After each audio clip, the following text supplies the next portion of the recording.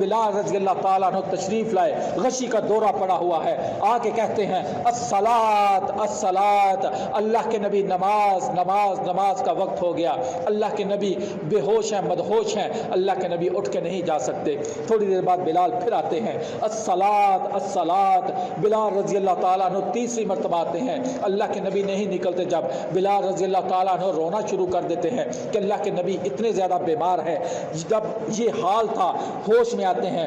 کہا عائشہ لوگوں نے نماز پڑھ لی؟ کہا نہیں، بلال بار بار آ رہے ہیں، آپ کو بلا رہے ہیں، لوگ آپ کے انتظار میں ہیں، کب ہمارے نبی آئیں، کب ہمارے رسول آئیں، کب کائنات کے سردار آئیں صلی اللہ علیہ وسلم آ کے لوگوں کو نماز پڑھائیں، لوگ انتظار میں ہیں، متمنی ہیں اللہ کے نبی آپ اٹھے نماز کے لیے جائیں۔ کہا مرو ابا بکر فلیصلی بالناس، ابو بکر کو جا کے کہو لوگوں کو نماز پڑھائیں۔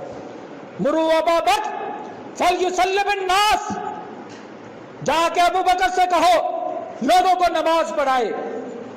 اس بات کے اوپر حیرانی ہوتی ہے کہ عباس رضی اللہ تعالیٰ عنہ جو اللہ کے نبی صلی اللہ علیہ وسلم کے چچا ہیں اور اللہ کے نبی ان کو اپنا باپ کہا کرتے تھے، ان عباس امی سن و ابی، عباس میرے چچا ہیں لیکن میرے باپ کی مانند ہیں، جن کو باپ کہا کرتے تھے وہ عباس موجود ہیں، مدینہ کے اندر ہیں، لیکن ان کو مسلح رسول کے اوپر کھڑا نہ کیا۔ عبداللہ ابن عباس رضی اللہ عنہم کہ جن کے بارے میں اللہ کے نبی نے کہا تھا کہ عبداللہ کا سینہ ہے اللہ اپنے دین کے فہم کے لیے کھول دے، وہ موجود ہیں، لیکن ان کو اپنے مسلح رسول کے لیے جو ہے وہ حکم نہیں دیا۔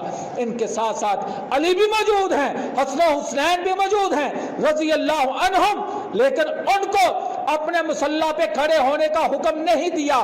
اللہ کے نبی صلی اللہ علیہ وسلم کے سامنے فضل بن عباس بھی موجود ہیں، ان کو نہیں کہا۔ علی کے بڑے بھائی عقیل بھی موجود ہیں، جن کے بیٹے کا نام لے لے کے جو حسین رضی اللہ تعالیٰ عنہ کے سفیر بنے تھے، مسلم بن عقیل، وہی عقیل جو حضرت علی رضی اللہ تعالیٰ عنہ کے سگے بھائی ہیں، وہ بھی موجود ہیں۔